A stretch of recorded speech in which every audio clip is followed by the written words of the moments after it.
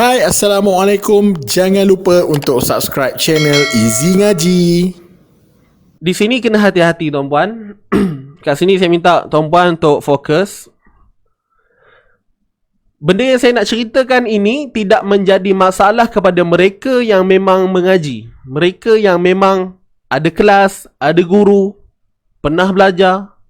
Tetapi yang memandang saya ni, yang menonton kita pada pagi ini, saya tak pasti. Tapi saya dapat merasakan mungkin ada sahabat-sahabat yang baru nak berjinak-jinak dengan ilmu Al-Quran.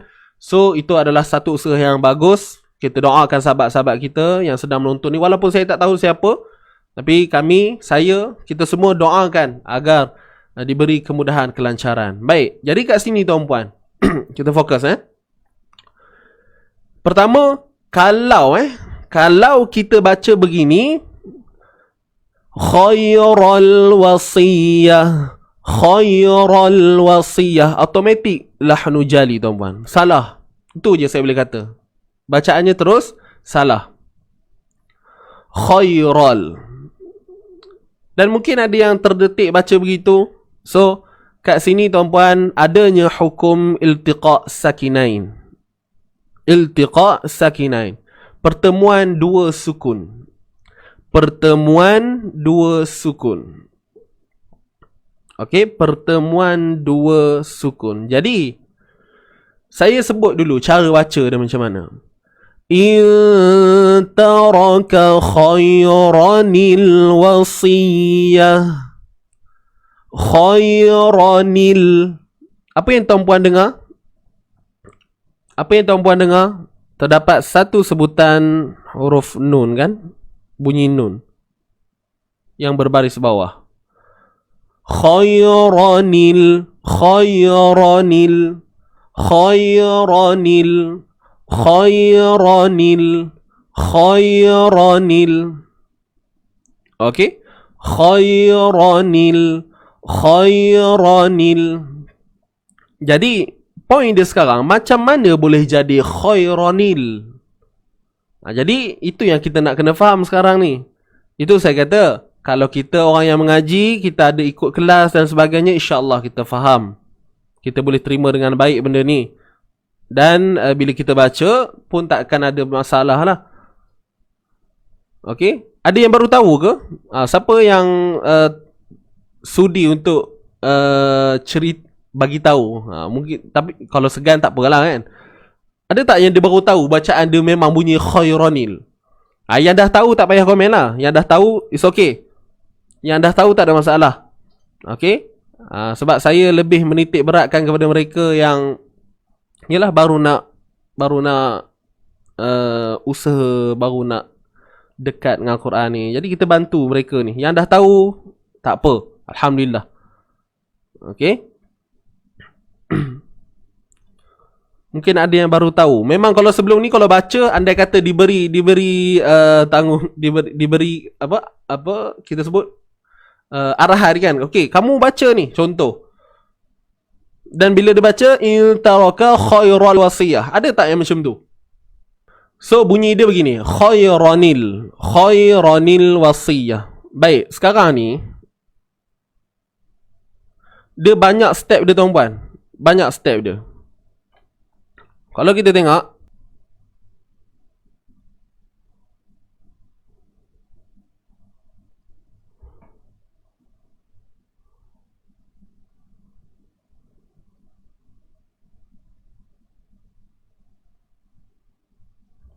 baik.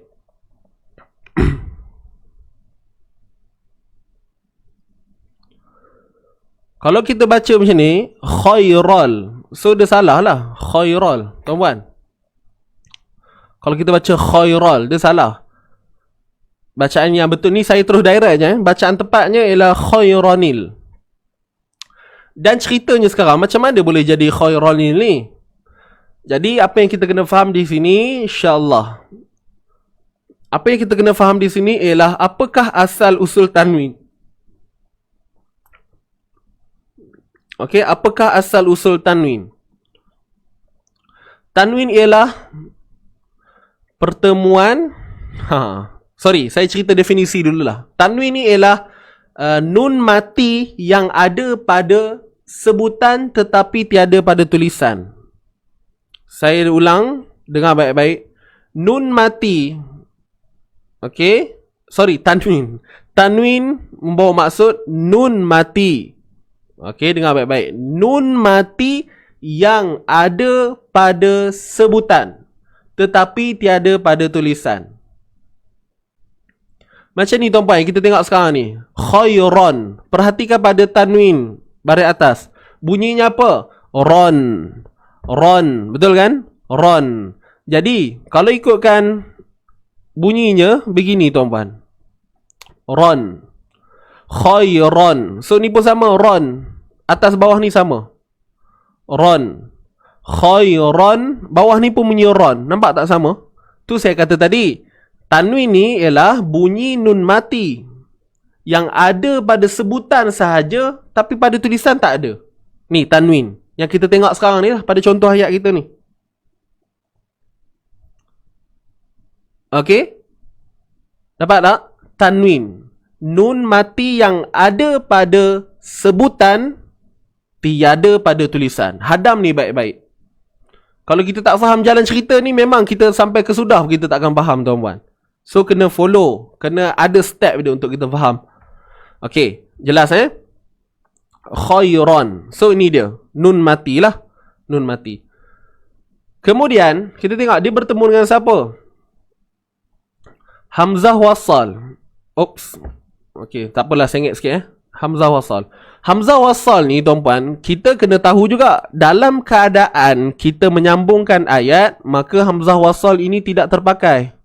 So saya buat macam ni lah, nak menunjukkan bahawa hamzah wasal ni dah tak berfungsi apa pun.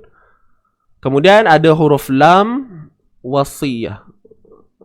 Okey. Tuan-puan jangan tertinggal poin saya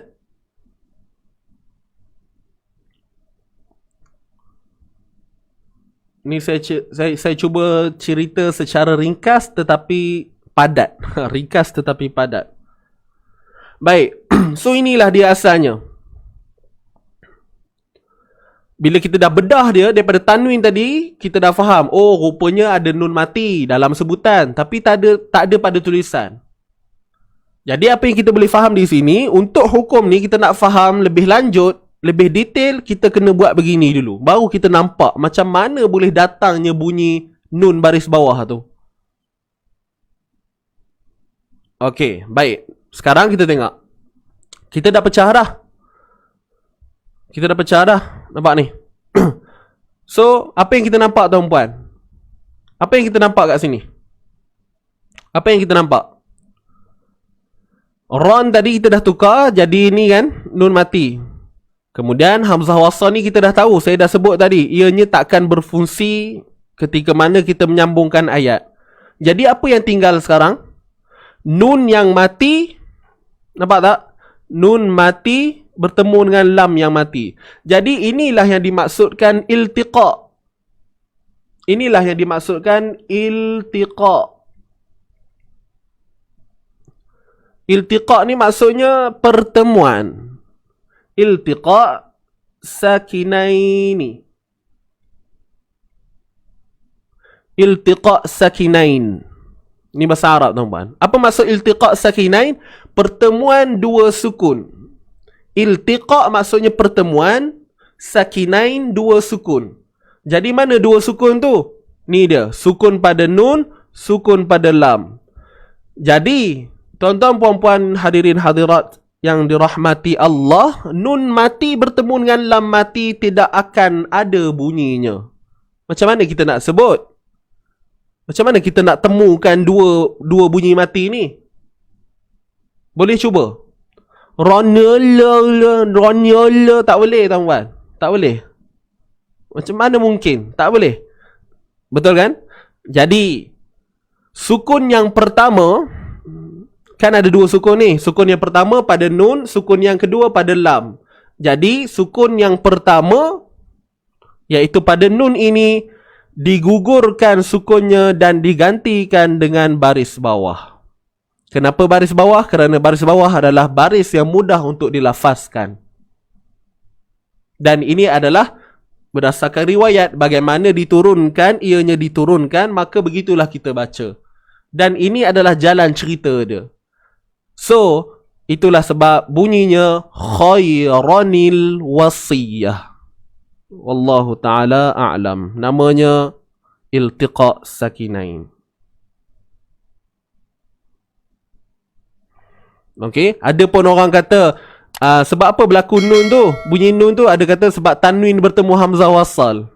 Tanwin bertemu hamzah wasal. Baik tuan-puan, ini adalah clue sahaja.